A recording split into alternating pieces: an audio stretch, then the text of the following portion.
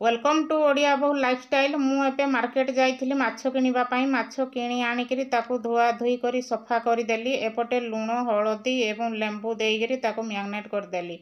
Magnet करी किछि समय छाड़देली। आज घरे बनईबी सोरिष आंबुल देकर माछ तरकारी। देखंतु मु केमती बनाऊँगी केमती प्रोसेस रे बनाऊँगी आपण माने फास्ट रु लास्ट पर्यंत देखंतु। एबे सोरिष 2 चामच देली, 1 चामच जीरा देली, एपटे सुखिला ताकू ग्राइंडिंग करदेली। सुखिला ग्राइंडिंग हो सारिबा परे अदा अल्प टिके देली आउ रसुण कोला 4-5 कोला पानी देकरी ताकू भल चिकनिया भाव में ताकू बाटी देली। बाटी सारिबा परे एपटे गोटे प्लेट को बाहर करदेली। बाहर कर सारे टमाटो आ सुखिला लंका देकरी ताकू टमाटो प्यूरी करदेली। एबे गरम सोरिष तेल रे मु 3 पीस माछ देली। मु माछ देकरी जेतिकी तेल रे सेतिकी माछ धरिबो मु सेतिकी मु दउची। बेसी माछ देले भांगी जीवो। जेतिकी गरम तेल रे देबे ठंडा तेल रे मध्य देबेनी। हल्का मु माछटा भाजुची, बेसी हीट रे मु टाण रे भाजुनी। माछ को टाण भाजिले माछर टेस्ट एते आसेनी, टाण टाण लागे खाइबा समय रे। समस्ते अलगा प्रोसेस रे माछ तैयारी करि थांती, किंतु मु केमती प्रोसेस रे माछ तैयारी करूची मो वीडियोटी को फास्ट रु लास्ट पर्यंत देखंतु। एबे माछ रेडी हो जाइछि 5 पीस माछ।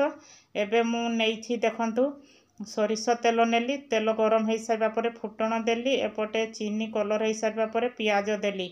पियाज एपटे ब्राउन कलर हो सारा पर जो पेस्ट रखी सोरिष बटा पेस्ट को देकर तेल रे टिके कषिदेली। कषि सारिबा परे हलदी एवं लुण देली।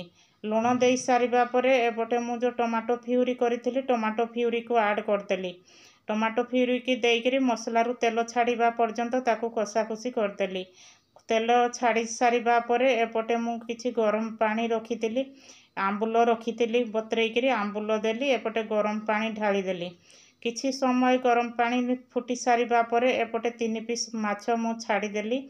से सोरिष बटा पानी रे मु छाड़ीदेली। देखंतु किछि समय छाड़ीदेली पुणी फुटिबा पाई।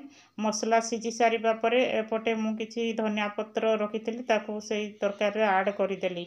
एबे मो माछ झोल टिके जुकजुकिया पड़ी हो गला। माछ झोल मोर संडे रो थाली रे देखंतु आलू एपटे बड़ी टमाटो बैगण पुड़ा एपटे पियाज कंचा लंका धनिया पत्र देकर गोटे बढ़िया आइटम चटका आइटम कली।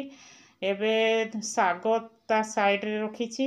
एपटे माछ देखंतु तार कलर केते सुंदर रेड रेड कलर आंबुल सहित मस्त।